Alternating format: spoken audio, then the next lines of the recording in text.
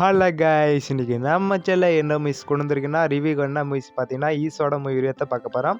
மறக்காம video skip பண்ணாமல் பாருங்கள். எப்பயும் பார்க்க மாதிரி ஒரு வீடியோக்கு லைக் பண்ணிட்டு பாருங்கள். அப்போ நான் சொல்கிறது கிளியராக அப்படி கைஸ். ஒரு கிராமத்தில் வந்து ஒரு பொண்ணுக்கு பேய் பிடிக்குது கைஸ். அது இல்லாமல் அந்த பொண்ணோட பேய் வந்து ரொம்ப ஆக்கசமாக இருக்குது. அந்த பேய் வந்து என்ன பண்ணுறாங்கன்னா ஒரு சாமியார்ட்ட வந்து ஒரு பூஜை பண்ணுறாங்க. அந்த பேய் அந்த பொண்ணை விட்டு வேலைக்கு போகணுன்றதுக்காண்டி. அது இல்லாமல் அந்த பூஜை பண்ணும்போது அந்த சாமியார் வந்து அந்த பொண்ணை தெரியாமல் அந்த சாபத்தால் இறந்துடுது. அது இல்லாமல் இறந்து போனாலும் அதில் அவங்க அம்மாலாம் அழுதுக்கிருக்காங்க. அந்த பொண்ணோட அம்மா வந்து அழுதுக்கிருக்காங்க. அது வந்து நம்ம ஹீரோ டீம் வந்து என்ன பண்ணுறாங்கன்னா அந்த ஷூட்டிங் பண்ணி அந்த சாமியார் கேஸ் கொடுக்கணும்னு சொல்லிட்டு போலீஸ் ஸ்டேஷனில் கொடுக்குறாங்க. அது இல்லாமல் அந்த சாமியார் தான் கொண்டாங்க அப்படி சொல்லிட்டு ஒரு கேமரா படம் முடிச்சு அப்புறம் இப்போ கேஸ் கொடுத்துறாங்க. கேஸ் கொடுத்த முன்னாடி ஹீரோக்கு டீம் அது ஹீரோட டீம் வந்து 2 ஹீரோனி 2 ஹீரோ மாதிரி இருக்காங்க. அவங்க என்ன பண்ணுறாங்கன்னா 4 பேர் சேர்ந்து ஒரு டீமாக தான் வேலை பார்ப்பாங்க. அவங்க என்ன பண்ணுறாங்கன்னு பார்த்தீங்கன்னா ஒரு சாமியார்லாம் அந்த ஷூட் பண்ணி அந்த கேஸ் கொடுத்தா அவங்களுக்கு கொஞ்சம் அமௌண்ட் கிடைக்கும் காசு வந்து. அது இல்லாமல் அது சாமியாரை கேஸ் கொடுத்தா அது கொடுத்துறாங்க. அது இல்லாமல் அந்த சாமியாரையே வந்து அரெஸ்ட் பண்ணிடுறாங்க.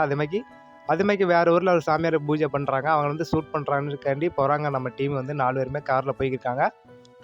அங்கே என்ன பார்த்தீங்கன்னா ஒரு கிராமத்துலேருந்து ஒரு ஆப்போசிட்டில் ஒரு ஃபேமிலி வந்து என்ன பண்ணுறாங்கன்னா ஒரு அம்மா ஒரு பையன் வந்து ஒரு ஹஸ்பண்ட் என்ன பண்ணுறாங்க ஒரு ஃபேமிலி வந்து ஒரு விஷயத்துக்காண்டி ஒரு பெருவாடிக்காண்டி இப்போ வெளியே வராங்க. வரும்போது இவங்களும் காரில் அந்த சாமியாரை ஷூட் பண்ணுறக்காண்டி வராங்க. வரும்போது என்ன பார்த்தீங்கன்னா அந்த ஒரு ஃபேமிலி வந்தாங்கல்ல அவங்க வந்து இன்னொரு ஃபேமிலி பைக்கில் வந்தாங்க பார்த்தியா அவங்க அம்மா வந்து இறந்துருது. சின்ன பையனோட அம்மா வந்து இறந்துருது. அது இல்லாமல் அந்த பொண்ணு அவங்க அம்மாவோட ஆவி வந்து ஒரு ஆத்துமாலேருந்து பூந்துட்டு நம்ம ஹீரோட டீம் வந்து கொள்றக்காண்டி வராங்க. அங்கே ஹாஸ்டல் ஆச்சு பார்த்தியா அவங்க அம்மா ஹாஸ்டல் காலை தட்டினா கூட தெரியாமல் இவங்க வந்து இடிச்ச கூட தெரியாமல் வந்துக்கிருக்காங்க. அந்த சாமியார் வந்து ஷூட் பண்ணுறக்காண்டி கேமராவில் ஷூட் பண்ணுறக்காண்டி அந்த கேஸுக்காண்டி வந்துக்கிருக்காங்க. அங்கே வந்து சாமியார் மீட் பண்ணுறாங்க. மீட் பண்ணப்போ சொல்கிறாங்க சாமியார் நீங்கள் இறந்துட்டீங்க அந்த கார் ஹாஸ்டலில் அப்படி சொல்கிறாங்க.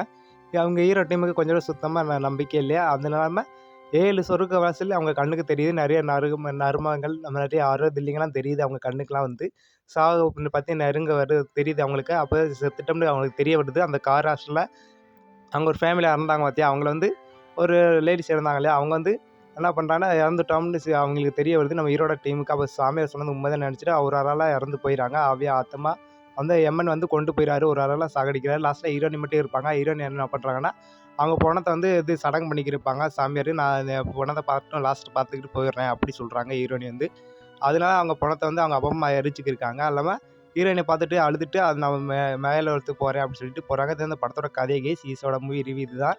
இந்த மூவிஸ் பிடிச்சவங்க ஒரு லைக் போட்டு சப்ஸ்கிரைப் கமெண்ட் பண்ணிடுங்க. Bye case.